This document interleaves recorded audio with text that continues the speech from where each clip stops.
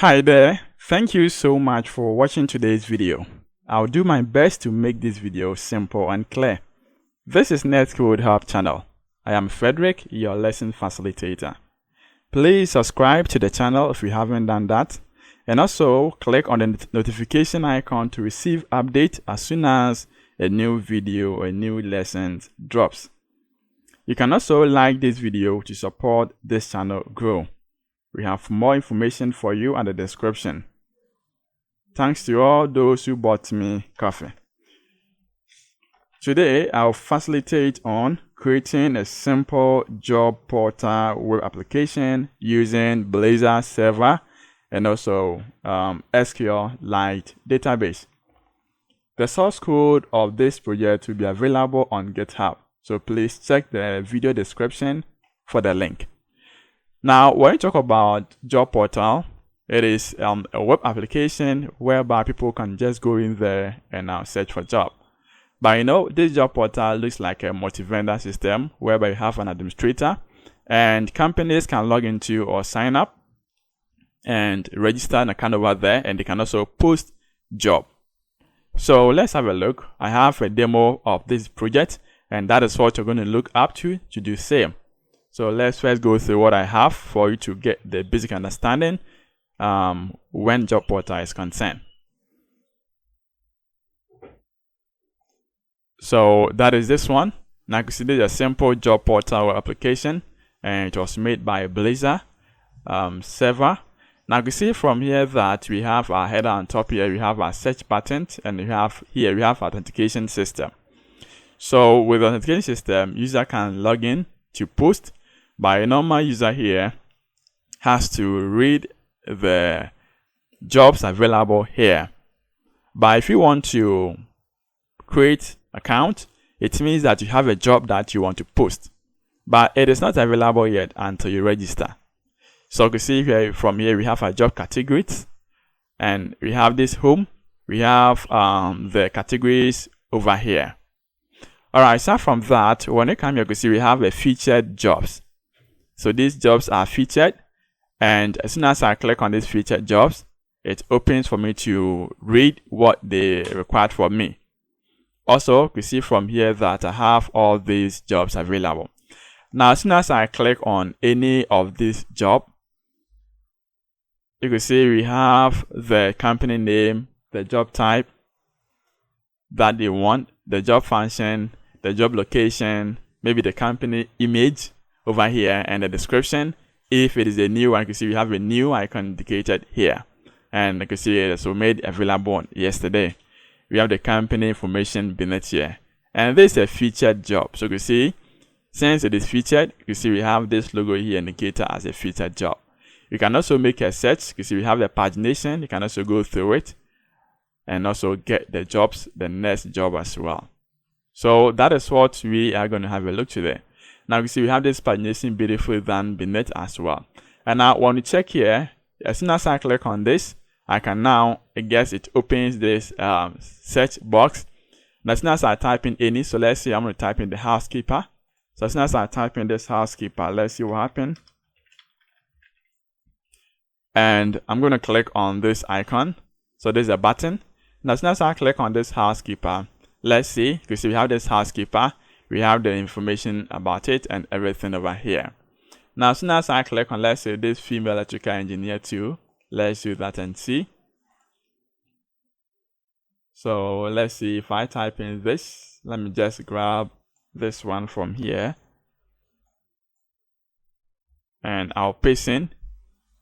Click on search, and you can see we have that information or that job available here.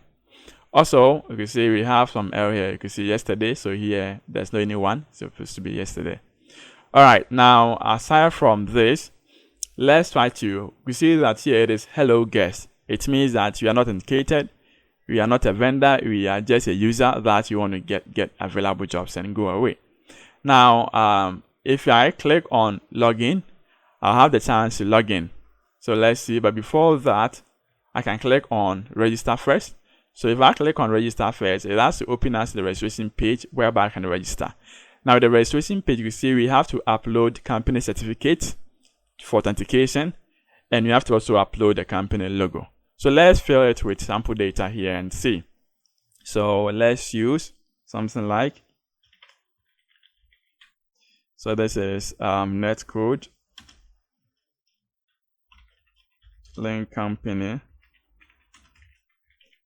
so LTD. Now the phone number, you can pass in the phone number. And now let's say the email here is going to be the net@mail.com. Now you have to create your password. So let's use 12345. Okay, so 12345. Now you see, as soon as you type, you have a validation mechanism that makes sure that you're on the right path. Now company name. So this is the owner. So let me use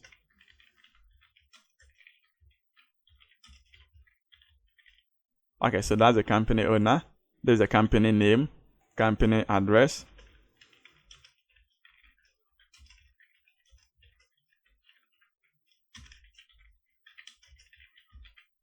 All right, now I have this company location.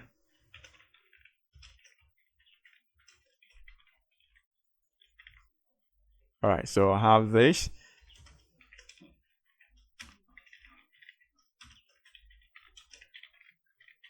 All right, now let's upload the company certificate. So as soon as I click on this, you see I have a PDF and it is only accept PDF. That is why I can see only this PDF. Now I click on open and you can see I have it selected here. Now let's choose a company logo as well. And I can see let's choose this as a company logo. So click on that. So the next thing that we're going to do here is let's click on this upload. So click on upload and it's going to upload this. So upload successfully. Let's also click on an upload for this image. Now as soon as we are done, we're going to click on create account. And now this account is created. Okay, so let's see. So maybe if account is created, we can just navigate to login or any other. Maybe if you want email verification, we can direct the person to a page whereby you're going to confirm the email. Okay, and now let's see. So as soon as registration is done, let's go to login and try to log in here and see. Now to confirm this, we have a database open. So this database open. If I click on registration, you can see you have Frederick Asante Hughes and you can see you have the net@gmail.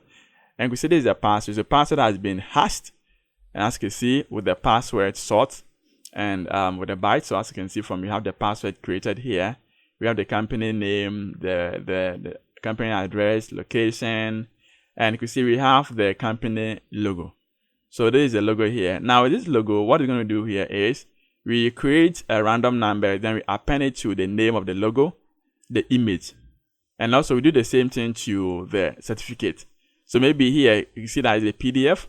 So maybe from here that the company or the administrator can come in there and now view this information and now confirm before the person can register or log in and try to post. Okay, that one could be an advanced one if you want to actually make it as a real application for people.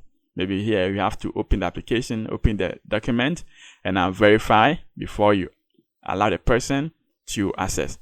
We did not add that mechanism yet, but this is just a simple project. Now, when you are done with registration, where can you find these files? So when you click on this application, you can see we have a folder called files. So if I right click and then go to open folder in File Explorer, you have the company certificate, you have the company logo. So if I click on company certificate, you can see the file that has been uploaded is over here. So I can now open this file and now view if everything is alright. So you can see that's the file here. You can see it has been opened. Now, if I go to the image, I can also open the image here. So files, and you can see company logos, and you can see there's the image that the person uploaded. So you can see I have a different name over here. All right. Now, when the person logs in here, so let's try to log in. So that is the net@mail, and the password is 12345. So click on login. Now watch here. So sorry, do not have accounts. Let's see, net@gmail. Let's see the actual name that we use. All right, so that's the net@mail. So let's take off the G from it. All right, so login. Now see here. So as soon as I click on login, it's going to authenticate me, and I can say I have this hello net at Gmail. Now as soon as I'm done with the registration and the login, I can see I have this post job and now log out. As soon as I click on log out, let's see what happened. You can see I'm out again, and now the post ad or post job is off. So now let's log in again, and let's see. So net login. All right, so you can see I have been logged in, and you can see I have post job. So we have these available jobs here. Now the reason why it is, I have cleared the image from this, so that's why we're not having the images here. Let's see from what we're going to do here is we're going to add a job. So post job. Now let's see. So now we are logging. So let's have a job title. So the job title that I'm going to provide here is going to be something like accountant and administrator. So let's say have the job title, and this is the company. So this is the job function. The company name has been stated already. So job function is going to be an accountant and auditing and finance. So this is a job function. Now let's have a job description. So what the person actually is going to do. So job description. And we have select job type. So you can see we have a full-time, part-time. So this is a full-time. And our job location. So let's specify where the job is. And now the minimum and the maximum amount of salary. So if you don't specify, it's going to be confidential. But for now, let's specify some values in here. So 1,200. Then let's say this is 4,500. So that is the range of salary that a person can take. All right, so now as you are done, let's click on post job. So you can see job posted. And now you can see we can now navigate to the home page. And now let's see. So our company name is, let's search for our company name. So you can see here our job is not featured. So all these jobs, they are not featured. Let's go to database and I click on jobs. So this is the first one, accountant administrator. So this is our job that we posted. So you can see from here that we have all the next information here. So this is a company email. And now is it featured? So let's set this to 1. So actually this is going to be for the administrator side. Okay. So now let's set this to 1. And now let's write changes, refresh it. And now let's refresh the application because it's going to be added over here. You can see it has been added. And as soon as I click on this, you see we are looking for the dynamic accountant, etc. If I click on read more, you can see we have the accountant administrator over here. This is the first one. And this one. So you can see Netcode link company. This is Netcode-Hub. Okay. Now there is a company. We have the location. We have a full time. Okay. And this is the amount that a person is going to take. All right. Now you can see we have the job function, we have the company image, and there's a description and the company details here posted today. And you can see we have this feature added up to. So this is what we are going to do for this video, because we have a button over here as subscribe to our newsletter. All right. So there is a whole video, or this is a whole project. You see, it's a mini project that we are doing. You can actually add a lot of features to this, but I want to stick to this. All right, so we're going to start with this by creating a new project for Blazor Server, install our packages, and now create our services, create our user pages, and now try to code a service inside the user pages, and that's all. So let's get started. All right, so launch your Visual Studio and click on the File, New, Project. And now the name of this project, I'm going to name it as Demo Blazor Server Job Portal. So we're going to choose Blazor Server application. Then Demo Blazor Server. Or let me just make it Blazor Server. Whoa. And Blazor Server Job Portal. So that's going to be the GitHub name. So Blazor Server Job Portal, and that's the location. So I'll click on next. and I'm using .NET Framework of 7.0. Now click on create. So authentication type here, we can decide to go in for any of these, but let's click on none because we're going to create a custom authentication. So let's get it created.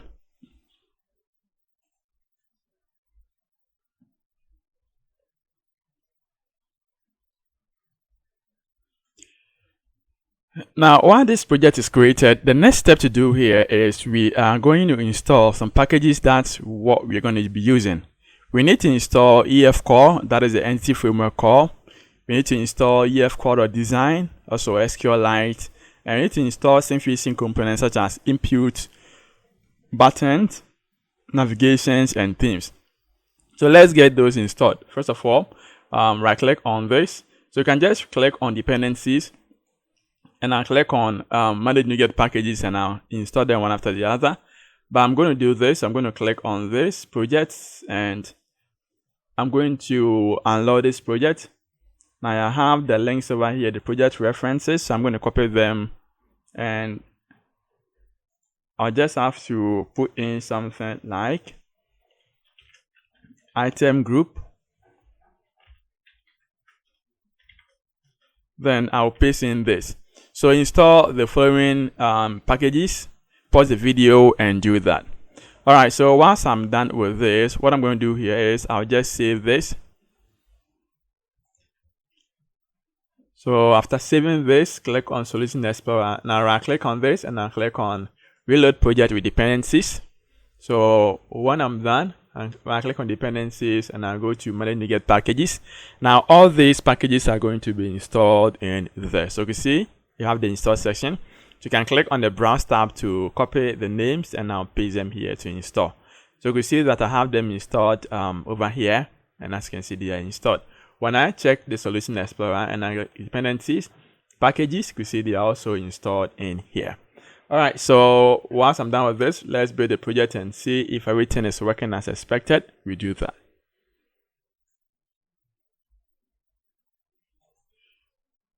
Alright, so you can see that it is successfully built, and let's see. So the next thing that we're going to do here is let's create all the models that you're going to be using in this project. Okay, so let's do that by go to the project, then the data folder that is there already.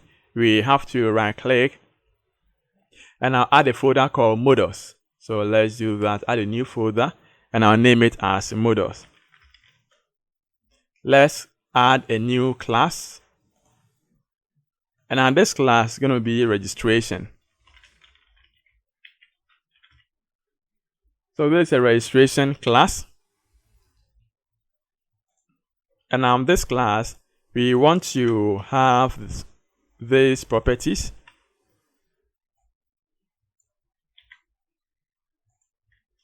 So we want to have ID, name, phone number. So let's remove these. So we don't want to make it nullable. You want to make sure there's it's not empty. So let's set it string.empty. We do the same thing to this, string.empty.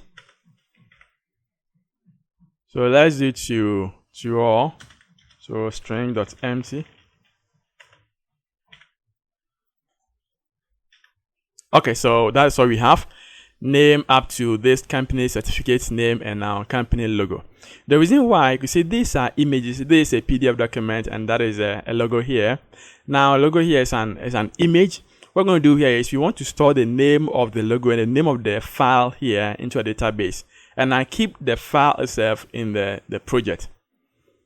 Okay, so you can grab the name from the database and now set it into or inside the folder that have been dedicated for those files.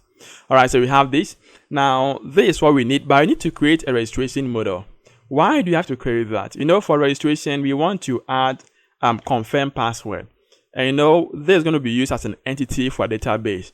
We don't want a field called confirm password in a database or table column. So we have to create another model for this, to use it as the model for the registration. Okay, so this is going to be registration model. And now the registration model is going to have the same thing as this, but just that with this, let's see what. Okay, so we have these as the component validations. Okay, so here control period, let's include the component of data annotation. So these are the attributes that you want to apply for as validation. So you can see we have an ID, and now the difference between the other one and this is you can see we have this attribute on top, and now the next thing is that we are doing here is you can see we have the confirm password property added. So here, if you check this, it is confirmed. So compare this with this original password. So this is the original password. So compare with that and see if they are the same. So we're not going to install this. Now when you get to the service, we're going to handle everything that this model has into the registration this model, so it can store into the database. Okay, so we have this model. Now the next model that I want to do here is let's create this model as get job. So this all going to be used to display the job. So I took a snapshot of the previous project. So let's see. Now this is what you want to do. So you can see from here that we have, there is the get job. So you can see we have the job title, the company, and all this stuff. So this is the model that we're going to create to handle all this. Okay, so let's see. And that is the model. So company logo and certificate and etc.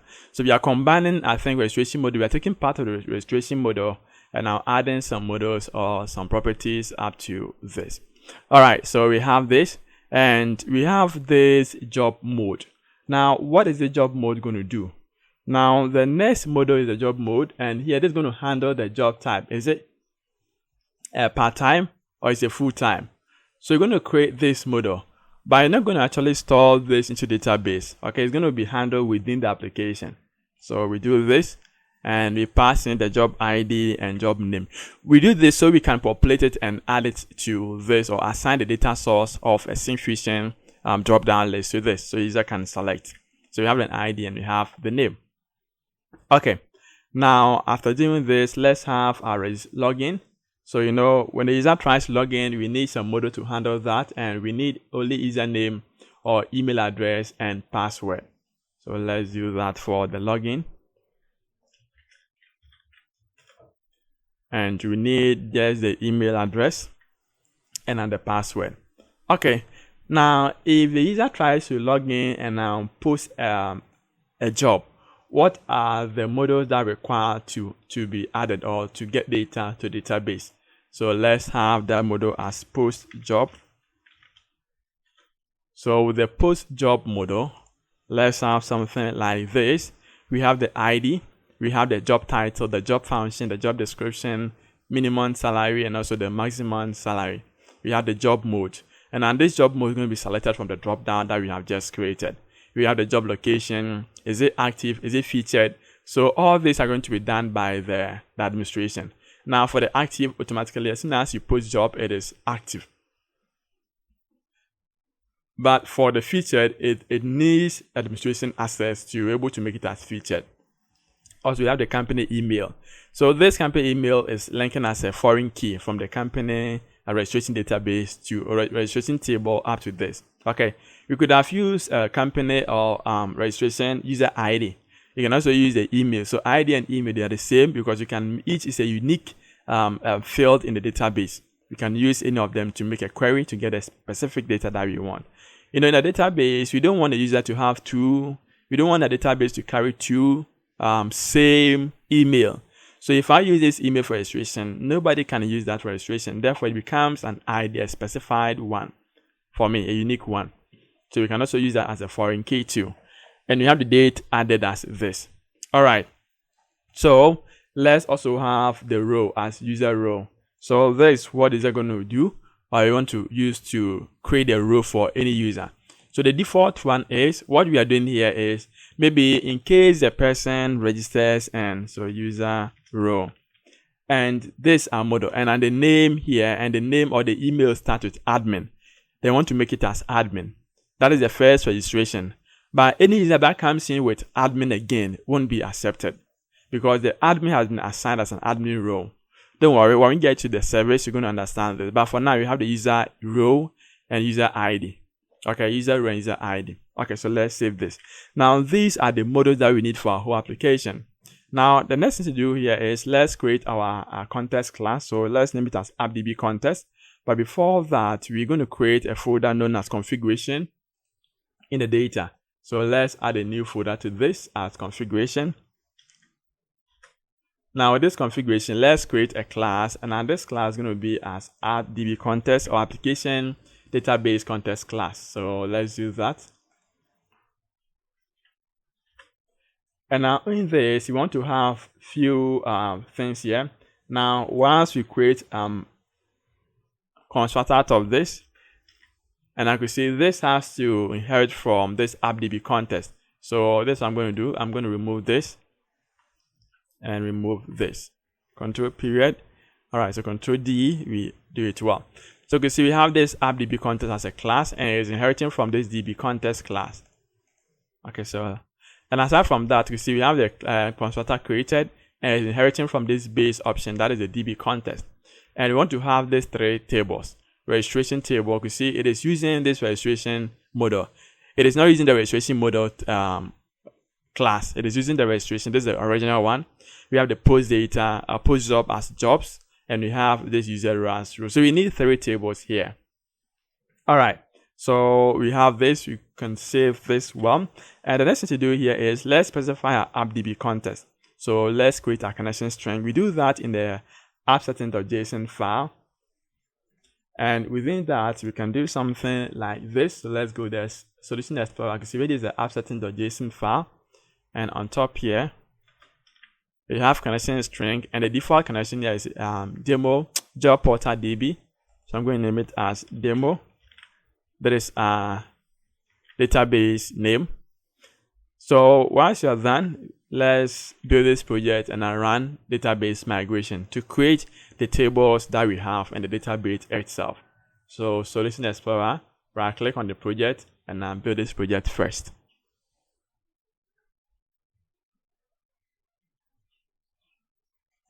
Alright, so you can see that it is succeeded. Now click on tools. You're not having this package manager console, then click on tools and now come to NuGet package manager and now click on the console. That is it. So click on it from this area. But since I have it here, I'm going to click on this and it's going to be launched. So you can see initializing PowerShell host. So let's wait for the initialization to be done. Then we move on. Alright, so while we have this, what I'm going to do here is CLS means clear screen. So we can clear the screen from this. Now let's see, so ls, we list all the project. Now you want to enter the project inside, so cd, then let's paste what we have. So ls, we see we are inside. Now let's use .NET, since we built it already, .NET EF, then migrations. Okay, now let's click on add. So let's give it a name as first. This is the name. You can change it to anyone that you want. So that's O means the output. So open a folder called data and then create another folder called migrations and do all your stuff in it. So click on OK. And now this project is going to be built and it's going to be run with the EF. So let's wait for this when it is done. Then we update the database to create the tables really fast.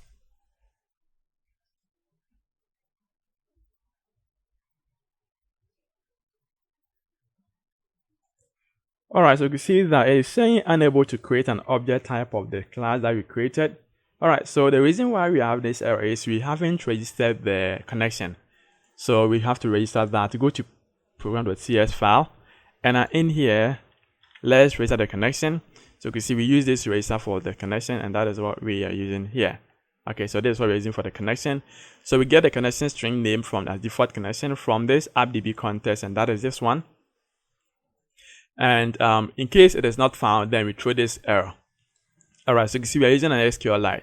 So if you're using an SQL server, then you have to change this to SQL server, and that's all. Okay, so after doing this, I believe it's going to work now. We need to build this application again so to make it fast. Let's build this solution again. Alright, so build succeeded. Now let's see if we can build the whole application itself. So build this project. All right, done. So see, let's clear screen, and now let's .NET EF migration add. So now let's do it again and see. All right, so you can see it is done, succeeded. So let's update the database. So .NET EF database update, and what is the name that you use? Put it there first. Now let's wait for the update to be done. So it's going to run this EF call, and as soon as this is done, you can see it has created a file. When you check on the Solution Explorer, you can see there's a folder called Migrations. Inside this data folder, open it, and you can see we have this first name here. So you can see there is a table that we specify. So you can see jobs table, we have registrations table, and we have user root table. So 3 tables that we specify. So and you can see we have a primary key for each for the ID. And you can see you can also drop the table by using this syntax. So drop, passing the table name, and you can drop the table itself and go. All right, so let's see. Now you can see all it is done now. So when you check our database, it is there. So there is the old one. Now let's click on Open Database, and now I'm going to navigate to the project folder, mini project, and you can see you have this Blazor Server job portal. You can see this is a project folder, so you can see you have this demo job portal created. Let's click on Open. As soon as we do that, you can see we have the job created, we have registration and user roles. But you see they are empty. There's no data in here. All right, so we've successfully achieved the migration and database table and the data itself created. All right, so once you have this, the next thing that we're going to do here is we have to create our service to render the data from the database to the user. Okay, so to do that, we're going to create a service folder inside the data folder, because you want to organize our work into one folder. That is why we are doing this. So the data folder, right click on that. And now let's add a new class. Not a new class, it's supposed to be a folder itself. So add new folder, and I'll name it as services. So from this services, let's create an interface and implementation class. So maybe you're asking this, if you're the first time of watching this, what is an interface and what is the implementation class? The interface contains only the method name. Okay. Now the implementation class contains the method definitions, what the methods are going to do. All right, so they have to move together like a twins.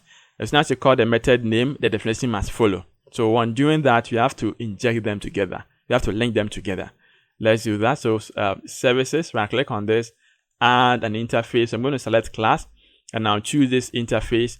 The name of this interface is going to be the iClient service, because we're going to handle all client service.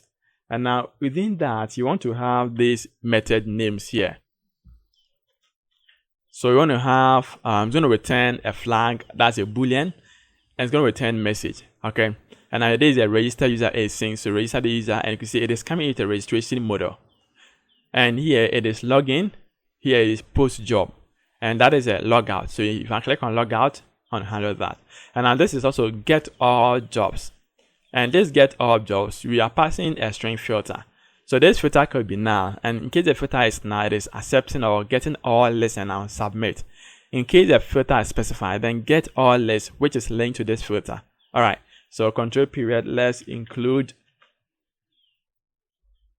Okay, so I think that is wrong. Let's check get job and see that model. So get job model. User, we have post job, and all right, so we have to create a get job. We did not add a get job model, so let's create that class. Okay, so with that one, let's add it to the model. So it has to not here. Let's delete this, and now it has to be inside these models. So we have post job and now get job, right? So get job is all going to be used as soon as the user tries to get job or search for a job, okay, or display a list of job. As you can see from here, it is displaying job. So here it is get job. If the user wants to post a job, that is when we use the post job model. All right, so let's get that job. So here it is get job, and now with this get job, This is what we want to have. We want to have ID, title, function, description, min salary, max salary, job mode, location, if it is active or featured, you want to get that. Company email as well. And this is for the company information. Okay. So, and also date added. All right. So we have this set. Let's save that. Now, when it comes to get job, you see it has been added successfully. All right. So let's click on, let's create the implementation class. So we do the same thing. So the services folder, and now within the services folder, we're going to create a class, and the name of this class is going to be client service. It is no more I. All right. No more I, where the I stands for the interface. So this is just a client service. And now within client service, first of all, let's create and inject this authentication state provider. So you create a class that's for the constructor and inject an authentication state provider, and also inject our AppDB context. All right. This is what you're going to be using for the authentication to authenticate the user. And also we need this AppDB context to get access to the database tables and the database itself. So after we have initialized this over here, the next to do here is let's post job. So in case I click on post job, what do I want to do? I want to save the data that is coming into the database. So I am returning a flag and also a message. Now it is coming in with this a payload as post job.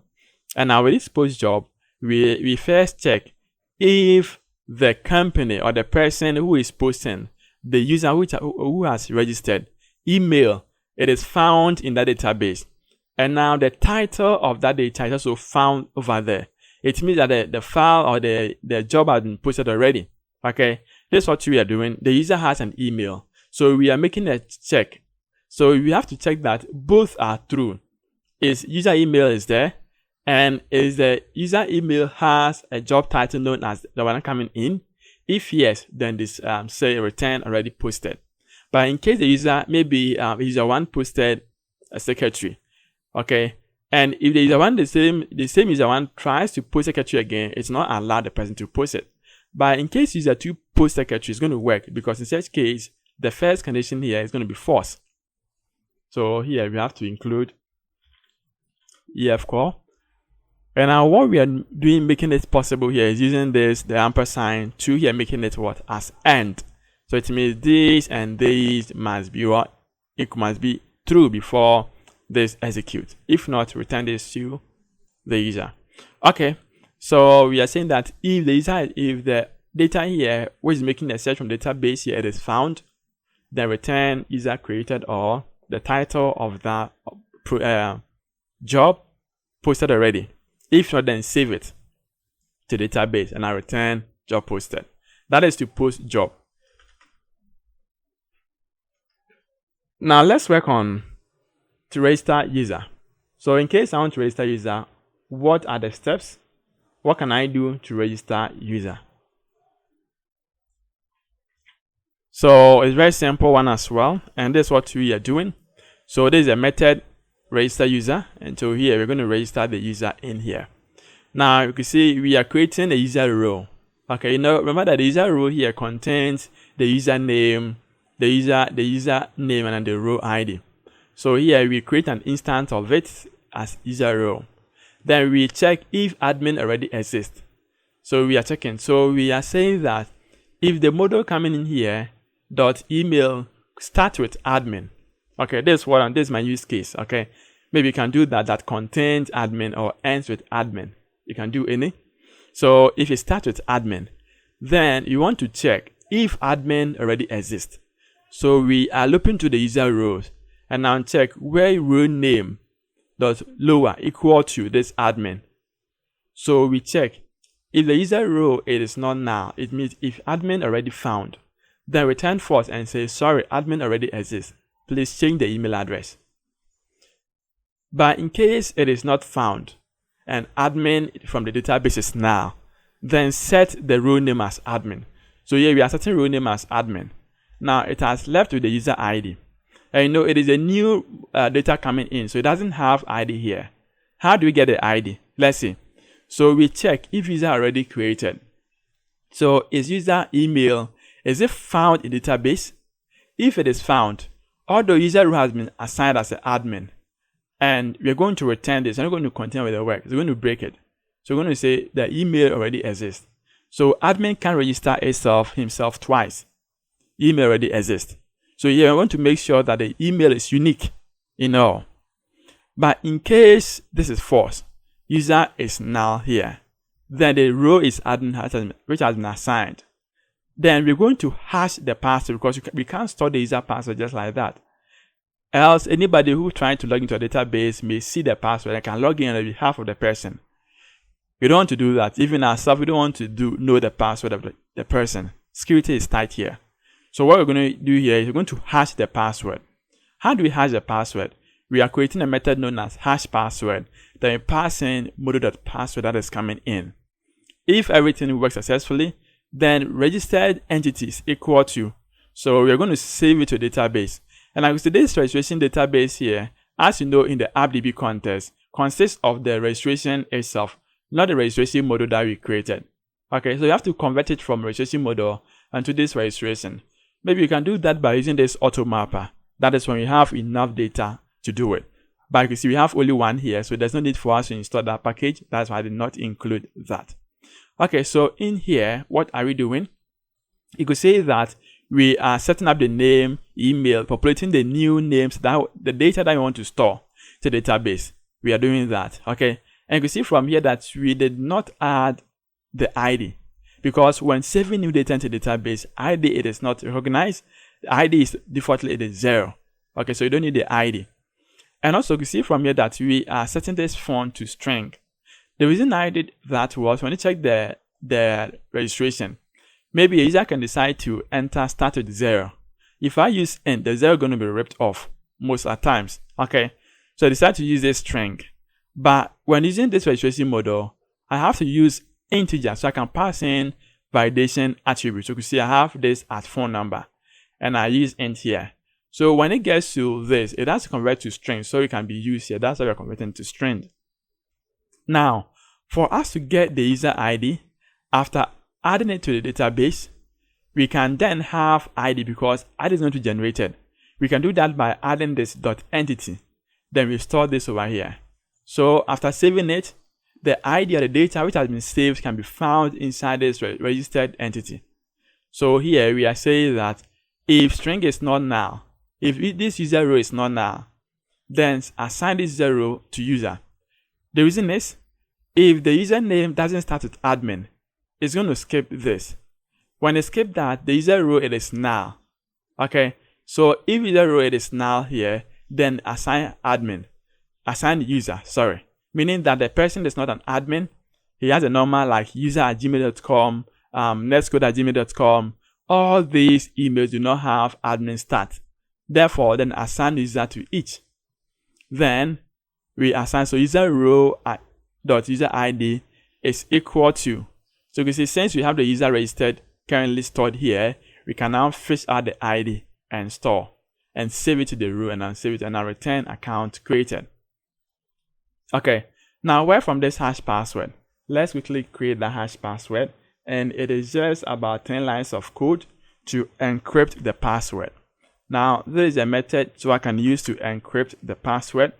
So the hash password, you can see this is a static method, and now we are requesting this password here. We create a byte of sort of 16 bytes. Then we create a random numbers. Okay, so this random number that we create, we're going to encrypt the password with the sort using this RFC2898 drive byte. Okay, to encrypt it. Now you can see we're passing the original password here. We're going to encrypt it by the sort, the 16 byte that we have added, the number of iteration time that you want to run to get as a password sort, and at the password hash, it is 1,000 times. And now the state or the algorithm type that we are using here is an SHA1. When we are done with that, we can receive this RFC password. Okay, then we can get a byte, and with that, we can get the byte of it of 20 bytes. So we have 16 bytes here, and this is making it of 20 bytes. So let's see. So we are saying that byte is equal to password hash dot new byte of 36. Okay, 36 bytes. So, and now with 36 bytes, we are going to copy the sort. Now the sort starts from the 0 up to 16 from this password hash that has been created. Okay, and now the next one is the password itself. So from 16 up to 20. All right, so we have to copy the 16 and now you have the 20 left. So we're starting from the 16 over here and you're copying 20. And aside from that, you want to return to base64 string from this password hash. All right, then we have a password hash created. That is what you saw in the database. All right, so this is going to be stored into the database and it's going to be stored also to the user row with the user ID and the row ID or the row name. We can also encrypt the row name as well. Okay, maybe you don't want the user to see the kind of row that the user possesses. You can encrypt even the admin of the user. You can encrypt it. But for now, let's encrypt only the password. All right, so once we are done with this, we have to also log in. Now, in case I want to log in, the person has to provide username and password, right? So if I pass username and password, you know that we have encrypted the password from the database. So we have to compare those passwords. It means that the password that the one coming in from the user, we have to also encrypt it. Get a password encrypted from the database and now compare if they are the same. Then say yes. So that's what we are doing. We are checking if the user is found with the email. If it is not found, then we can say that you don't have an account with us. So please create or kindly do register. Aside from that, you could see that in case the user is found there, then let's compare the password and see if the password is what we have. So you see from here that we call this verify user password. We pass in this is the user coming in password. That's the raw password. And now the encrypted password from the database. So we have the raw password and encrypted. So you're going to encrypt this password and now compare the encrypted one and then this encrypted one and see if they match. All right, if they match, return true. So here is return a boolean. So we are saying if it is true, then we want to get a row of that person. Because as soon as the person registers, we have the row assigned. There is no way that the row could be null. The row can be null. That's why we are not checking for null. Okay, so we are going to get the row from that user coming in. This get user, I want to check by the ID. The user row table has an ID, so I want to check it over there and I get the row. All right, so when we have the user row, we have the user email, and we have the user row. So what can we do again? We can go ahead and now put it at the custom authentication state provider and set it to the user session. That's the local storage. Okay, save it over there. So we create a new user session. I believe we created a user session here. When you check our models, okay, we did not create user session. We're going to create it now. And the user session comprises of the username and our user row. So we assign the user to this email, and we assign the row to the row name here. So the row name is either admin or user. We assign the one that the user has to this. Then you want to return true. All right. And in case it couldn't, then return invalid password. In case the password is not the same, then return this. Here, we're making a check. So in case it is false, return this. So where from this verify password? So there's a method to do that. It is like decrypting the password. So it is the vice versa, turning this upside down. So turning this encrypted password, that's a hash password upside down to decrypt it. So it is the same thing that we are doing, verify password. And now we create, you can see from this base64 string, create a byte out of it. We create a sort out of 16. Then we want to copy the sort from it, remain the 21. We convert using the RFC algorithm. And now we check if any of the byte here, if any of the key from that 16 is equal to the password that has been created from the user encrypted, then return true. In case it is not, then return false. So that's what we are doing to decrypt the password and now return it over here. All right, so once we have this, we have to create a custom authentication state provider and also create a user session. All right, but before that, let's have our logout method. So in case the user clicks on logout and tries to log out, what's going to happen? So you want to set this update authentication state method to null. We're going to create a method from this inside this custom authentication state provider. And now this method is going to update the user session, whereby the user session also is stored inside the local storage. So in case we pass in now, then it means the user has been logged out. Then we want to delete the account from the user from the local storage. Okay. When we get to this custom authentication state provider, you're going to understand this better. So once you're done with that, let's click on Get All Job. So in case I want to get all job, what am I going to do, or what can I do? Now this Get All Job here, you know, when it is coming in with a filter, it has a filter. The filter could be null, it could be assigned. So this filter here, in case I make a search, then this filter becomes a value, a variable with a value. We create a list of all jobs here, and now here, that's why we are making a search here.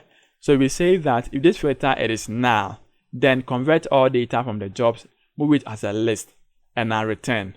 So loop through it, create an instance of this get job, and now assign them here, and now return. But in case this filter contains a value, then make sure search through only the title which contains this filter name. Okay. Now here we are saying is active. You don't want to include the deactivated ones. Maybe a job could be deactivated. Maybe in case your job is the user has to pay to renew, and the user refuses to pay, that ad must be off. It shouldn't be shown on the screen. So in such case, that one could be activated to be off, could be deactivated. So you want to select only the activated ones, then populate and return all jobs as a list. This all job is a list of get job, and that's what this return type here it is. So the payload here, it is a filter string. All right, so that's a get all job.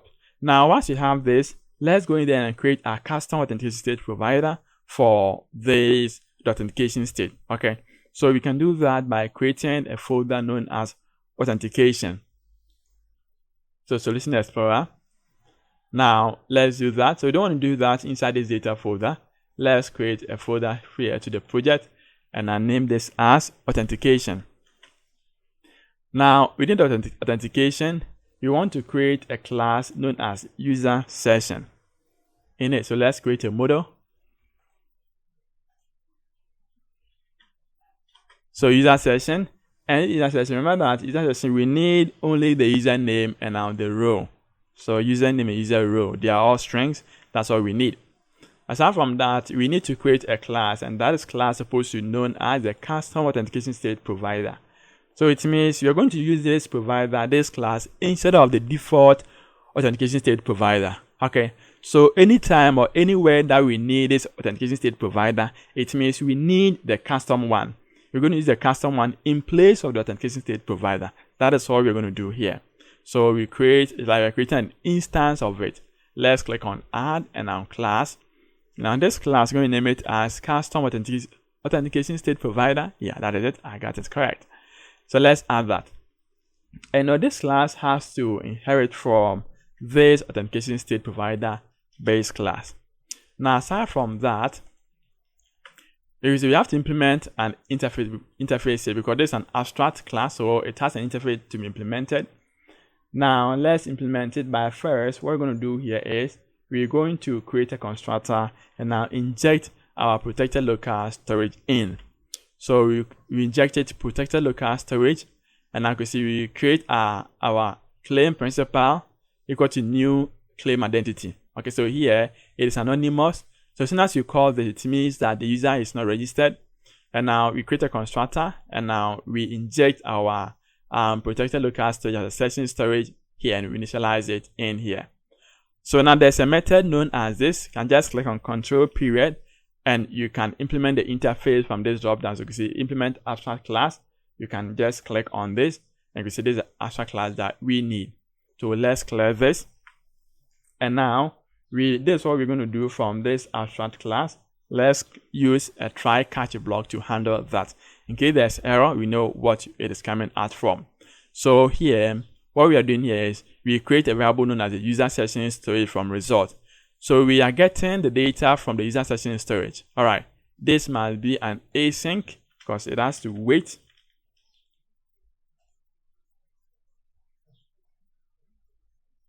So after getting the data from the user session storage or the local storage, you know that this session storage are comprised of the user name and then the row ID. So in case it is success, then return the value. Okay, the value is the data itself. Now that is the name. Okay, and it's like a key value pair, it's a dictionary key value pair. So this is a key and that is a value.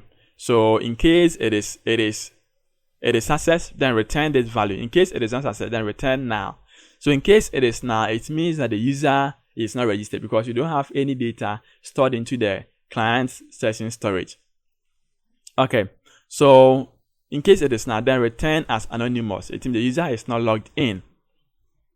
But in case the user is accessed, it means the user is stored there. Then, so here, what I decided here was we could have sent, in case we get any data from the user session storage, then send it to the API or send it to a database and encrypt the password and check if the user is authenticated. If the user doesn't actually have an account there. But in such case, I did not add that. Here, what we're doing here is if the user session storage is found there, it means the user is now registered as a user session. Then grab the username and now assign the name as a claim type of name for the username and assign the row as the row that is stored over here. So if it is an admin, it's going to be admin. If it is user, going to be user. But here, what I didn't do here is, in case the person tries to edit this user session storage, edit the user as admin. Here it's going to be assigned as an admin. In such case, the person can see everything the admin is supposed to see. So what we're going to do here is maybe later on we can just modify that. You can even modify it yourself. You can just call the service here and now pass in this session storage and now check if that username has that related row. In case it has it, then keep on. But in case it doesn't, then remove it and I'll tell the user to log in or get the user actually row and I'll assign it. Now, after doing that, then we return this claim principal because that is what we are creating over here as a claim principal to handle the type, the name, and the row. Okay. In case there's an error here, it means something went wrong. Then return not authorized. Okay. There's one method that we need to create, and that is known as the update authentication state provider. So in case the user tries to log out, what do I want to do? So in case you log out, we want to check, if we say we have to call this method. This method has to come in with the user session storage. Now it's going to work in two ways. First of all, it's going to be assigned to the session storage, or it's going to delete it from the session storage. And it's going to assign when the user logs in, and it's going to delete when the user logs out. So what we are doing here is we create an object, an instance of this. Then if the session storage coming here, it is null. See, remove it. And now set this claim principal to anonymous. But in case the user session here stored here, it is not now coming in here. It means after logging in, they want to assign it to the session storage. So we want to save it to the session storage. There is a name, and now there is an object here. And now create a principal here from this username, and I'll pass it as a claim principal. Okay, good. And now if everything is done, after doing this, even after logout or after logging in, we have to notify the authentication state change. So we have to reload the application. So we do that by returning this notified authentication state change. So it's going to notify this authentication here that something happened. So refresh yourself and I get the current or the updated data. All right, so that's all authentication state is going to happen. Now when you go back to the client service, I believe all those errors are going to be solved. So control period, click on this, and I include the authentication state folder that we created. All right, so everything is solved over here. Now let's save this. The next thing that you're going to do here is we have to register this into the program.cs file. So we have to register the session storage, and you have to also register this authentication state provider by creating a dependency injection, okay, between the authentication state provider, the original one, and the fake one that we have created. Please, if you like this video, give me a thumbs up to this video, and if you haven't subscribed, please do that. Okay, so let's move on. We go to the solution, then program.cs file, and inside this program.cs file, we have to first register this protected session storage. Okay, so we can put it, make sure you put it before this app build. Okay, so put it beneath here. And now the next one is we are going to create a dependency injection to the fake authentication state provider and the original one. So there's the original one and now there's a fake one. So it means call this in place of this. anytime that you call this authentication provider, please provide this custom one that we created. All right, so this is now done. Let's save this. All right, so the next thing that we're going to do after doing this is we're going to create our registration page first. Okay, so let's first go in there and create this component as registration component. So let's go to solution, and now let's click on pages. So we'll click on this, and now add a new register component, and now the name is going to be registration component.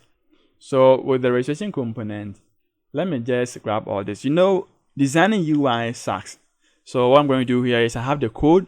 It's available at the GitHub. So please check the GitHub. But I'll just go through, okay, for you to know what this page is going to do. So I'll just paste this here. Now from the start, this is what we are doing. It's a very simple thing that we are doing over here. So we say there is a route, and now we are injecting this JS runtime and the service that we created and the navigation manager. So for the design, this is just a card with just a background color. This is just for a design that you saw. So let me open the picture here, and you see we have this design border around, okay. So you can decide to change this to anyone that you want. And now you can see here we are using a gradient. So we have two colors.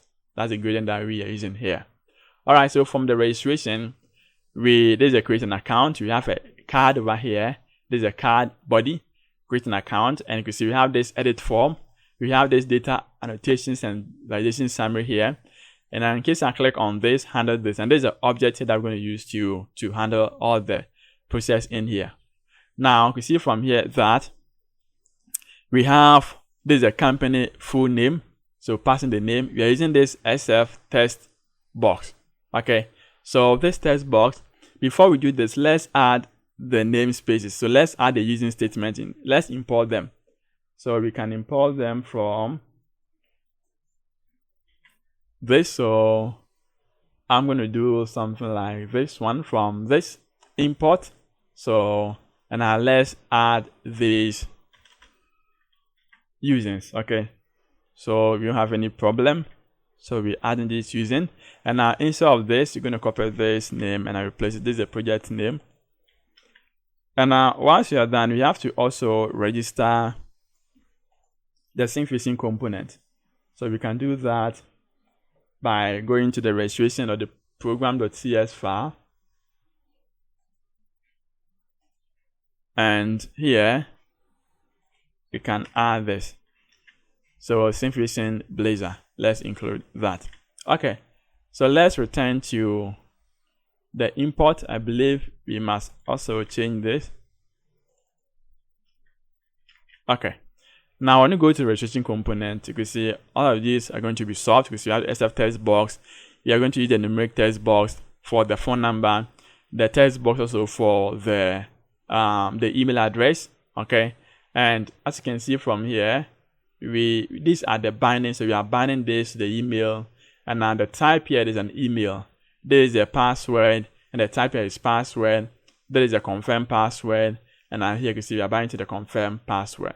All right, now these are the Syncfusion component that we are using here. Now, so you can see we are dividing this into rows. As you can see, we have a row here, and now we have column MD6. And there's also MD6. So we are dividing the whole page into two.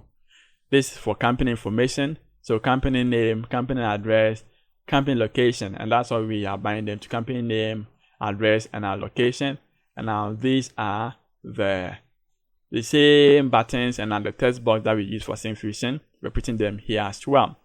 Now you can see from here that here we are uploading company certificate. Okay. So this certificate, we're going to say that it must be in a PDF format. So PDF format.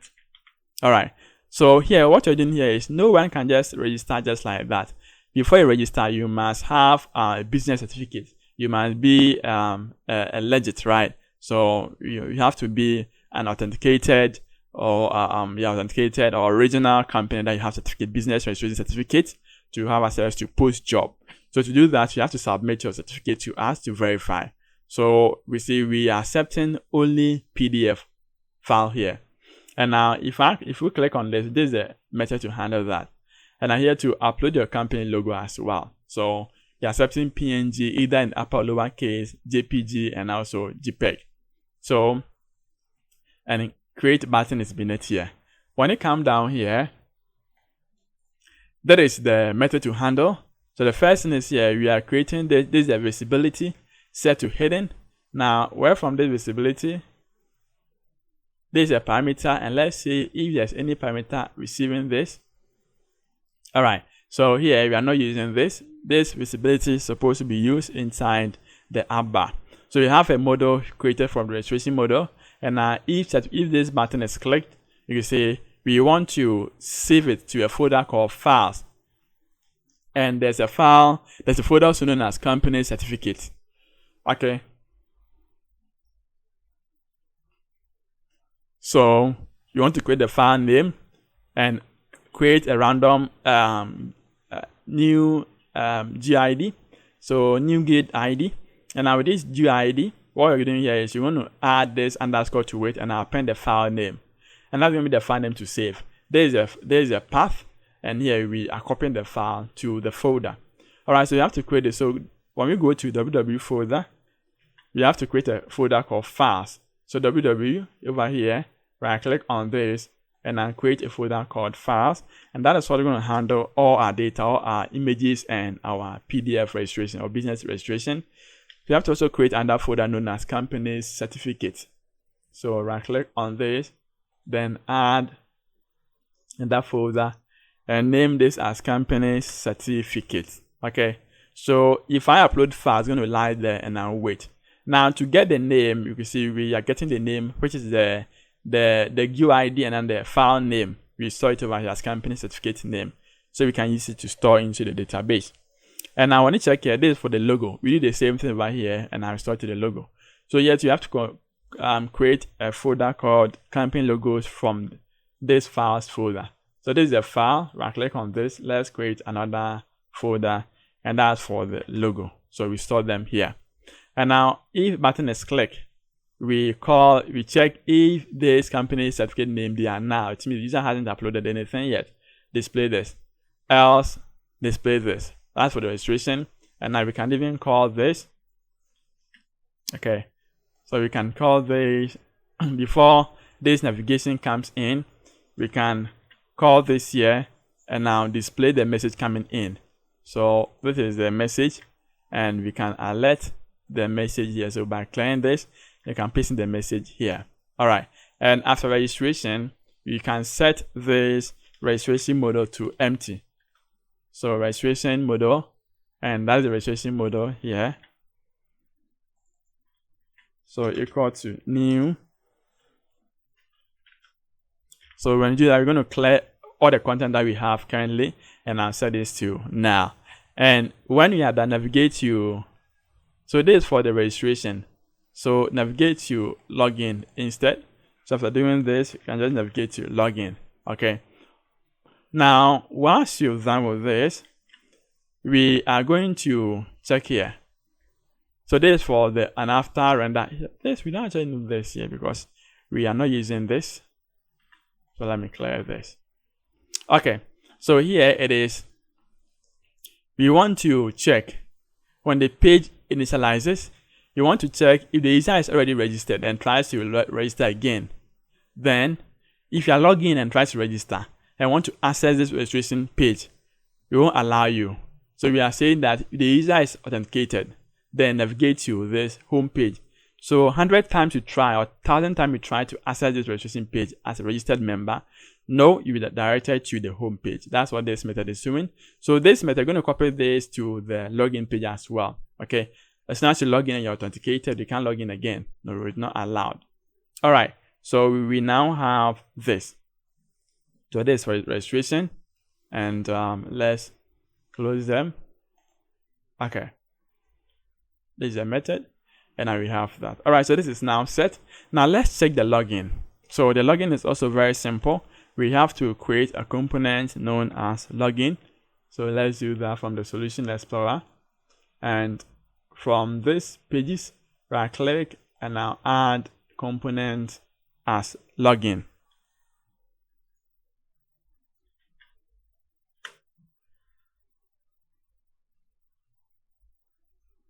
So with this login page,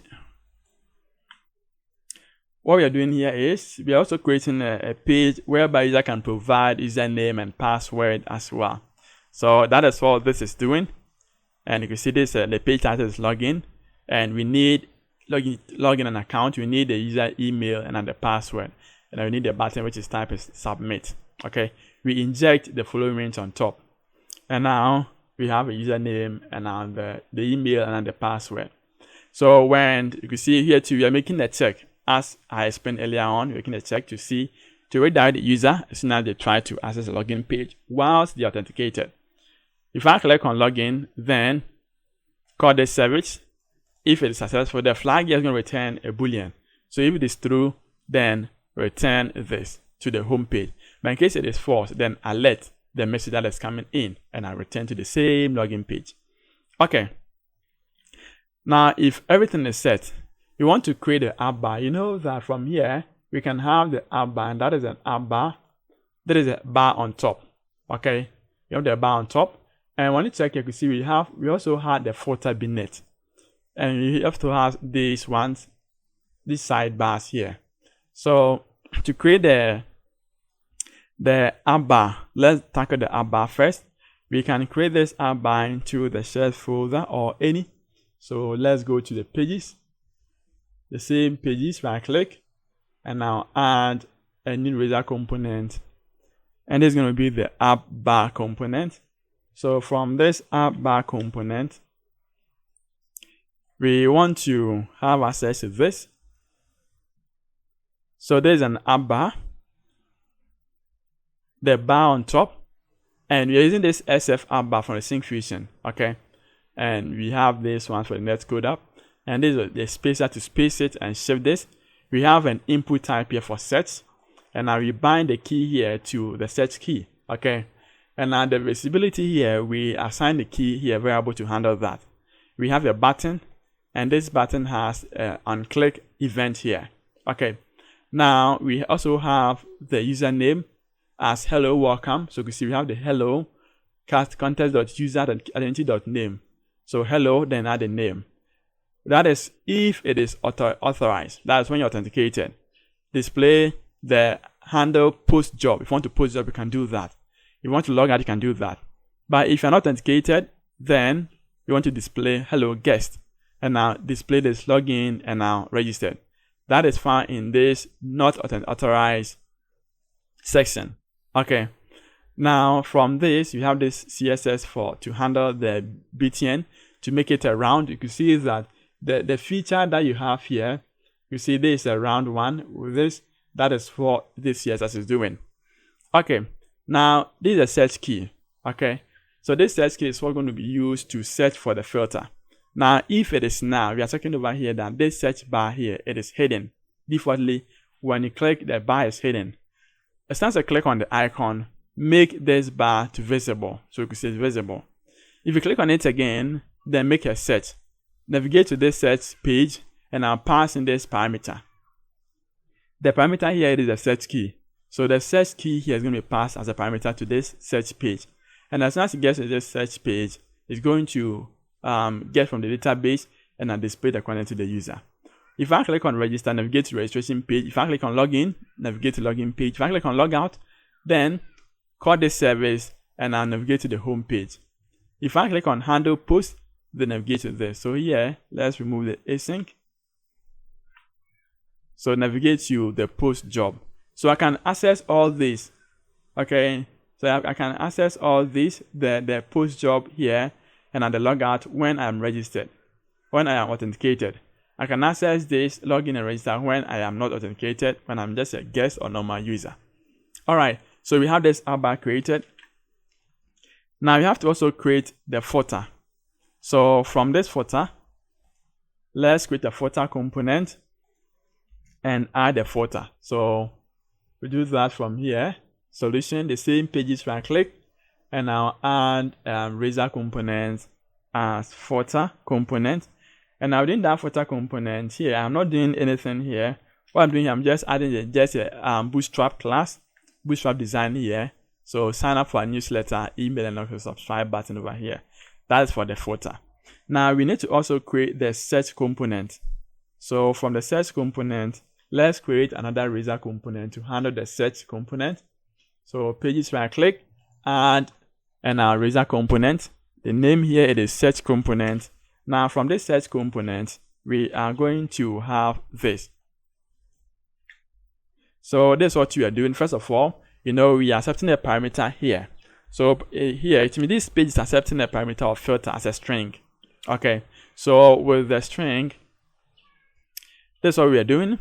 We are including this, you are calling this client service, we're including this IGS runtime, and now we are including this, the navigation manager as well.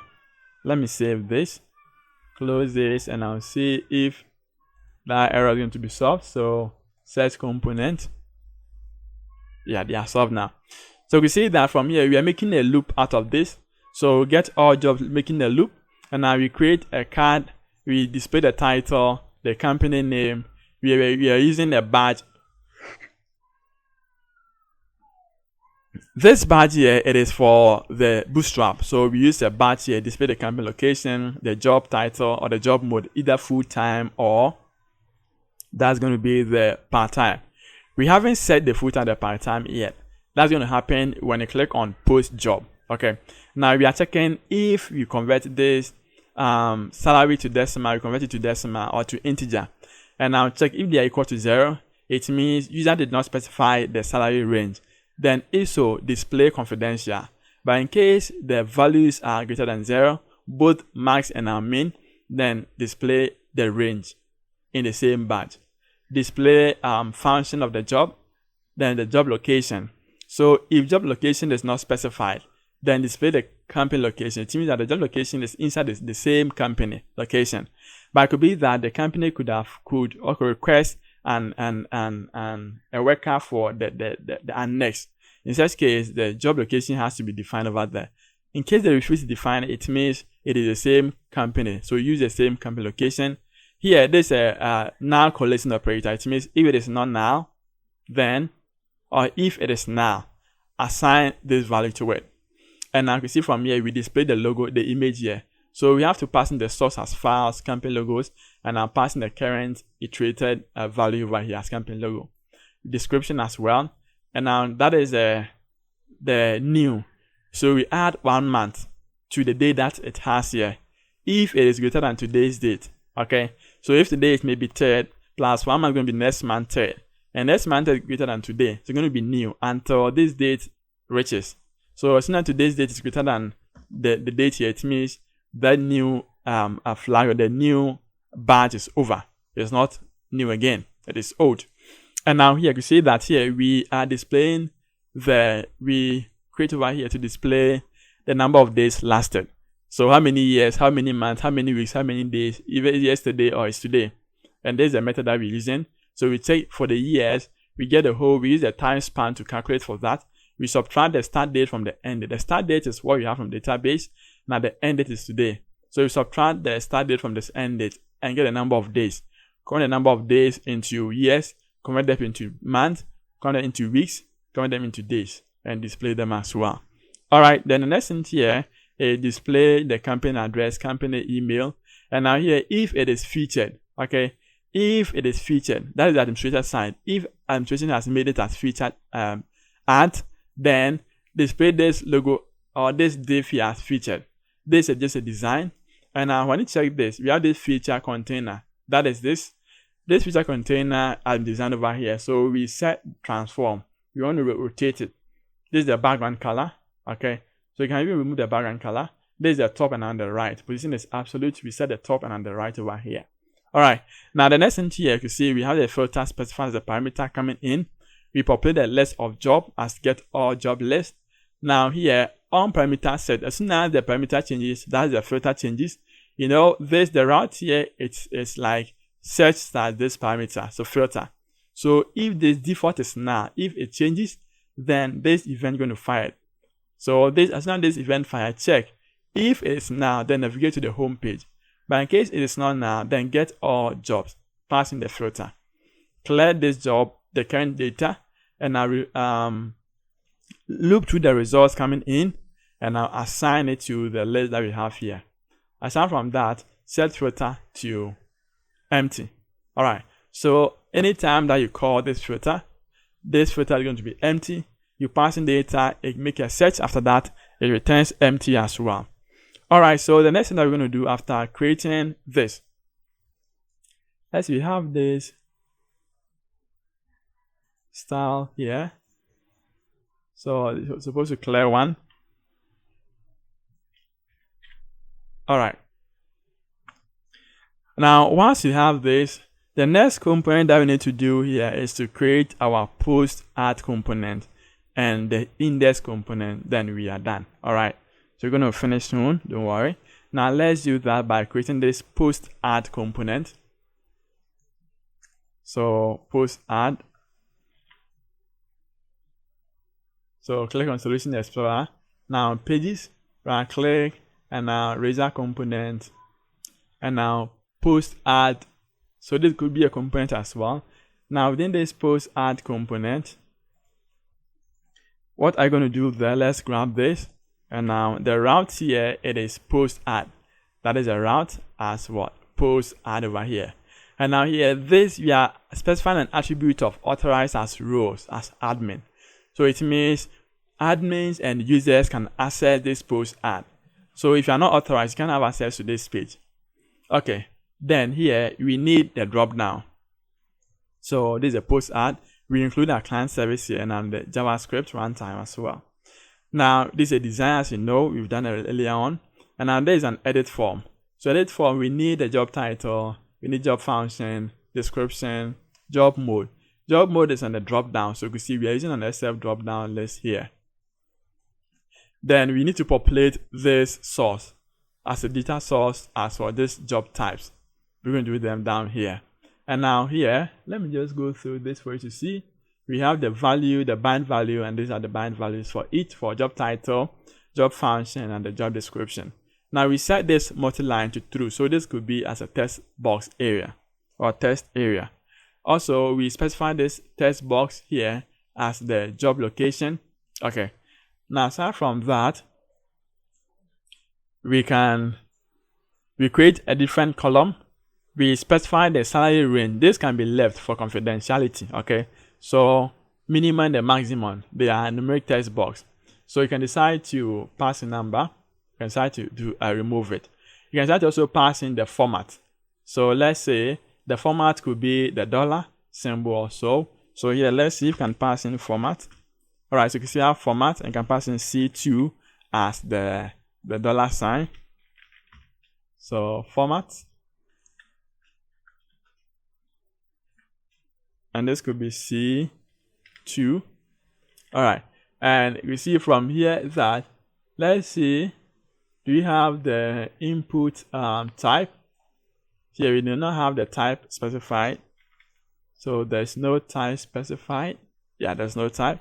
So when you make the format, it's going to work. You'll understand what we need. Okay, so and we have the button as post job. Now when you come down here, we have the same authenticated state provider stated or specified here. Now here we are populating the job type. So you can see we are creating a list of job mode. This job mode is a mode that we created earlier on from this. This is a get job mode. That is this one. It has only the ID and now the name. So we specify the ID and the name, part-time and the full-time. When the page loads, you can see we are doing that in this lifecycle method. That's the initialize. When the page initializes, we populate this, assigning to this job types. And now this job type is going to loop it through this SF drop-down for us to have the drop-down list to select. As soon as we make any selection, this event gets fired on value change. And at the on value change, we have this. On value change, we specify the job mode to this value. Remember that the value here, it is what? The value here, it is the name. When you check the job mode, here you have the name over here. So it means you want to get the name itself, not the ID. Alright, so as soon as it is done, then call the service. If here we are saying that if the user is not authenticated, okay, If it is authenticated, then do the service. Call this, return it, and now post job. We see if it is true, then display this message as posted. If it is false, do that. And now clear the content of the current module that we have. This is going to work only when the user is authenticated. If it is not, you click on the post ad, nothing will happen. So we have done with that. The last one you have to do here is the index. So the index here is going to handle all the views, handle everything as soon as the person logs the application or open the application. You have to do that. So when we go to this index here, control period, let me paste all this.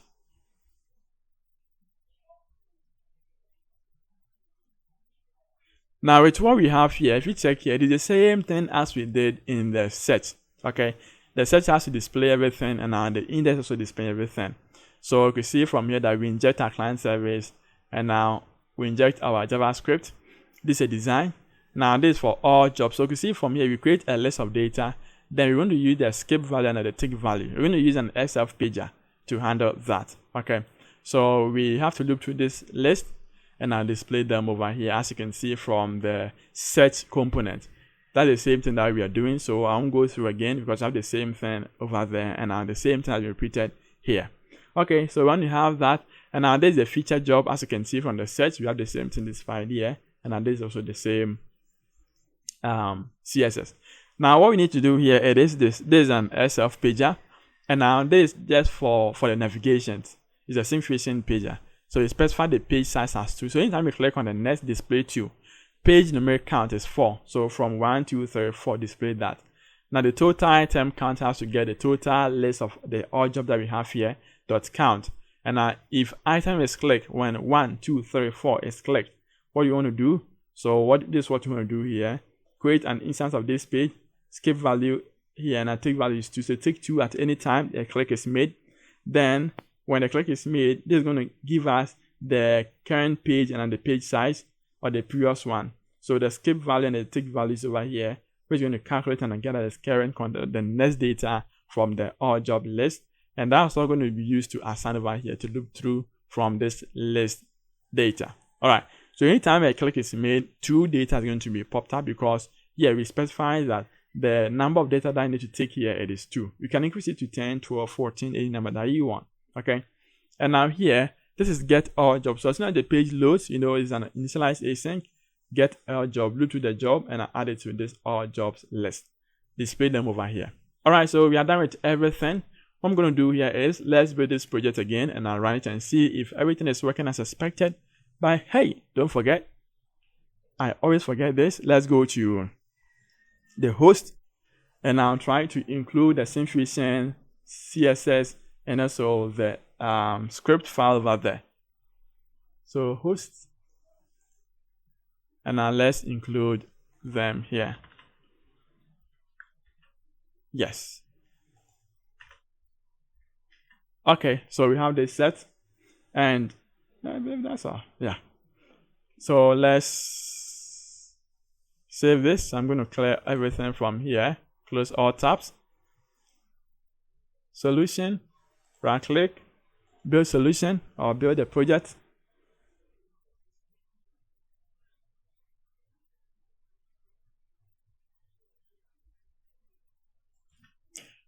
All right, so you can see that it is successfully built. Now let's run this application and see. So let me see if the browser chosen is Microsoft Edge. I want to use that.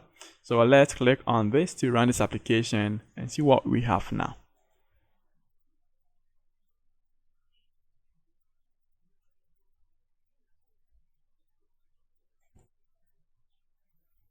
Okay, so it is saying that they cannot provide a value type for service.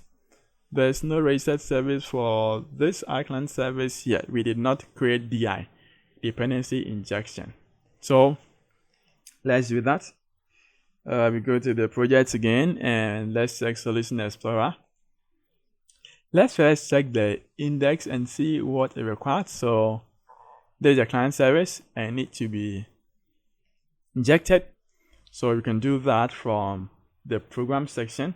And as we injected the authentication state provider, we must also do same. So we do that from this program. And now before this app build, I'll have to put that on first here. Then you see, so control period, let's include the references.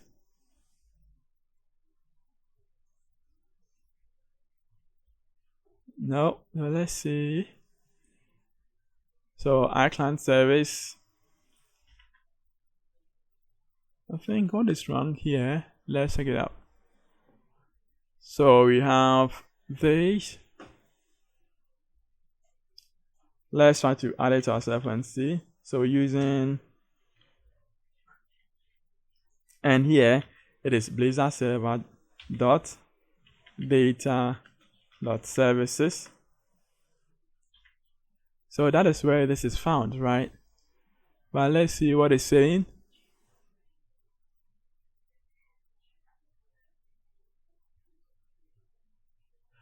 Let's check it over here. So let's quickly check. From the data services, the interface.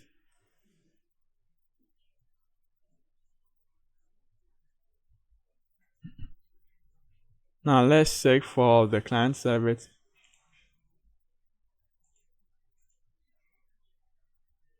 Okay, so here, this has to inherit from this iClient service. Okay, let's save this. And now let's restart the application, rebuild it, and I restart and see.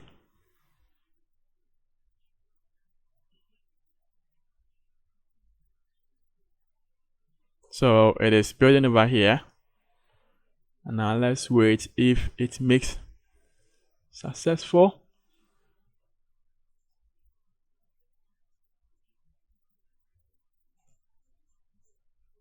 So it is loading on our port of 7006. Alright, so we have this. Alright, so we did not create our featured component and our sidebar. And also the main layout, we did not tackle that. Alright, remember now? Let's do that. So we have our featured component. Let's do that to handle the featured one. You know, when you check the image, you see we have this and you have this sidebar. So let's handle those. So let's stop this. And now let's go to solution. And the same pages where I click, let's add the featured component. Now from this featured component, we want to grab our list. So you can see from here that we are calling the same service here and the same design, as you can see from here. We are using SF accordion, and here we get all jobs, and from this all jobs we are getting all jobs. As you can see, we get all jobs here.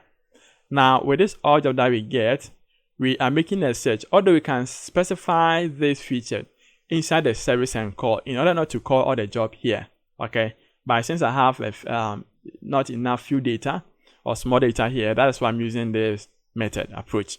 So you can see that we are looping through all jobs where featured is true.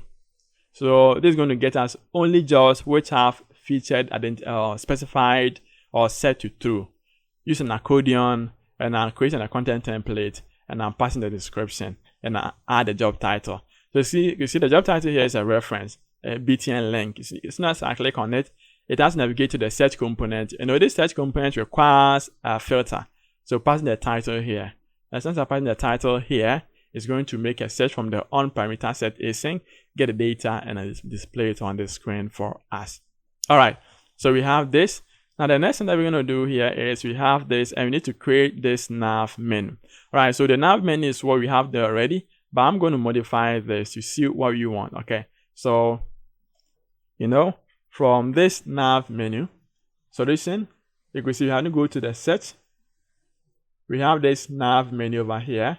Now this nav menu, I'm going to add, I did not, you can see I am just making a duplicate of this. I could have added this to database and I'll loop through and I'll get them. But here, I'm not creating any data specifically to any of this. I just decided to brought them for you to see that you can also add categories to it. Okay, so you can also add them by doing this. And you can see we do the same thing design over on top here, and we have the same nav menu, as you can see, from the default one, and you can see the same thing applies to the default one. So nothing different, nothing much. It is just that here I'm making duplicate and I'm getting them here. And it seems I just remove one top header and I maintain this. All right, so now the last thing to do is let's go to the main layout. And now the main layout, we're going to make a search over there. Not a search, we're going to make a change in there. So main layout solution. All right, and now here, there's our main layout. So instead of this, I'm going to replace it with this one. Okay, so the page title is job title. I can even add Netcode job title. And now you can see we are using this Navbar component, we are using this feature job component, and we are using this footer component. Here you can see we are calling a row here, and now you can see we are using this column XL2 MD3. So 3 plus 9 making 12, right? So 3 plus 9 making 12 over here. And now when it is this, here we're making also 3 here. So if it's a column median, we're going to have this 3, this 9, and now this 3. Okay. If it is column large, you're going to have 2, 8, making 10, and 2. Right. So making 12. All right. So here it could be, this is 6, and here could be 6, or etc. Anyhow you want it to be, you can do like that. All right, so that's what we have. And now let's include this. Let's include all the pages. And the footer here, it is a MD12. So that is the whole page that we have here. So let's save this, and now let's run this application. And I believe for now, there won't be any issue again. We have an error. Let's check out the error and see. So yeah, it is inherited twice. Save this and do it again. I believe everything is gonna work. So I could say that we are almost at the end of the video. And if you know this video is very helpful to you, please give me a thumbs up as well. If you haven't also subscribed, you can do that. And when you do that, when you give me a thumbs up, when you also subscribe, it actually helps this channel a lot, because it's very important. Your like and your subscription is very important. All right, so you can see we also have invite operation. Authorization requires a cascading parameter of a task. Yeah, it seems like today I'm forgetting some things up. Let's see, we have to also do that, unless it tells me for me to, and it remembers me. Let's go to the app.razor. And at the app.razor, we need to surround the route there with the cascading authentication state provider. Yeah, I nearly forgot this. So let's see, when we go back to this app.razor. So everything here, you can see this is a router, and I'm going to clear this and surround it with the cascading authentication state provider. So you can see that we have it over here, and we have that over here as well. We have an authorized, not authorized. It means you're not authorized. And if authorized, if it is authorizing, we say please wait whilst you're authenticated, or you're authenticating any, right? So you can even add please wait. You can even add 3 dots. 1, 2, 3. Yeah, we can add this side, please wait whilst you are being authenticated. And now if it is you're authorized, you're not authorized, you see it tells you that you're not authorized. I believe this will be the last problem for us to solve. Right now, let's see.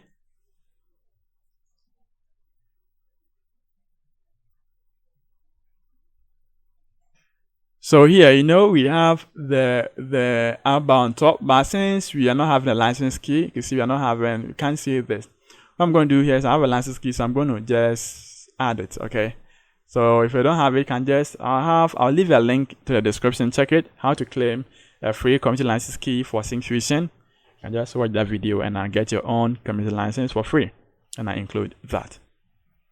So when you have the license key, you have to put it under the program.cs file. So when you check that video, you understand how to do that. Let me add my own license key for you to know. Alright, so you can see from here that license issue is gone.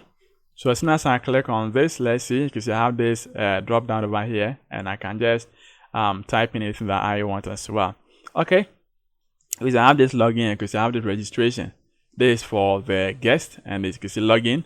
Since I click on login, I have to get the login page, right? That's the login page. Register, I have to get a registration page as well, and I have to provide other stuffs as well. So let's quickly test with one and see. So here I'm going to say this is test.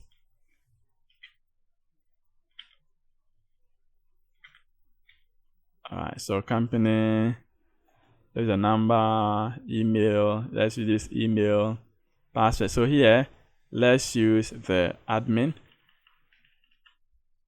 Okay. So let's use admin password 1 2 3 4 5. The same thing 1 2 3 4 5. Then company email as Frederick, company address Ghana, location GH. Now here, Ghana again. Let's upload certificate. So let's upload this, and now let's click on upload. Let's upload the, let's say this is a logo, so let's upload this. Uploaded.